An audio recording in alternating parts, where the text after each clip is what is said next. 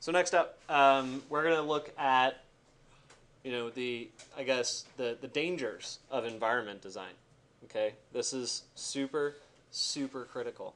To illustrate why we're going to spend so much time developing other things that are not our building, I'm going to show you what an example of a terrible, terrible environment map is. A terrible environment map is when you go into Photoshop and you set up a file with a background that looks like this. Right? It's low res. It doesn't matter though. My image is low res too. Right? And then you bring your building, which looks like this, and you basically just take all of the elements around your building. Right? You say, oh, unlock. Whoops. Sorry.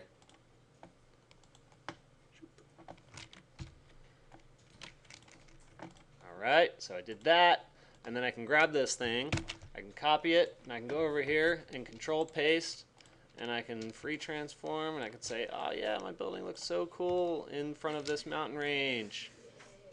Yeah, look right there. Right? Looks awesome. And if you're really clever,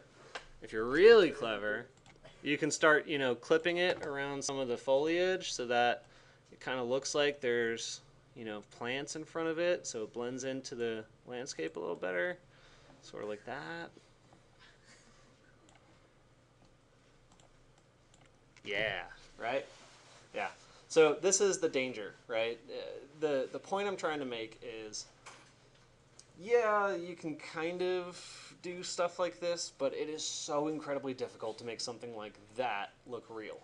Okay, it's extremely challenging. So generally speaking, the best thing to do is to just set up your environment to actually look right. Okay, like build the mountain range, or I mean, you won't be able to do all of the foliage and stuff. I'll show you some really cool ways of rendering foliage, specifically Lumion. You guys saw that all last semester. It's awesome. But a building like this, you want to just build the landscape around it. So that's why in Rhino, I actually had our class. I mean, this is a totally different environment. It's an urban environment, but still, I mean, we're going to spend time modeling all of that so that when you get down onto the street level and you start looking at the building, wrong side, I didn't model it all. We can do something like this. We can change our lens. Where is our lens setting? Maybe 35. Let's go to a 15. Yeah. Get way down on the ground, right? You can do something like this and just kind of change your camera angle and then go to render. Render. Well, let's leave it in Maxwell actually. Maxwell. Render. So it has all the same settings. I'm just going to pause the video for a moment while that runs. So I'll just talk about this one, I suppose.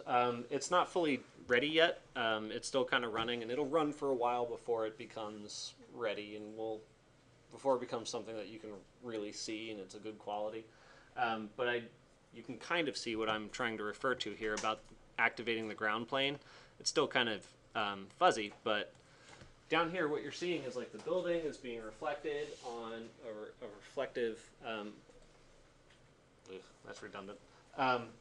It's being reflected on the ground plane, which helps activate the ground plane. Now, I didn't really, put the camera in a great position. I sort of just slapped it somewhere and it, hit run. But, rather than, I mean, already, in my mind, this is looking better than that.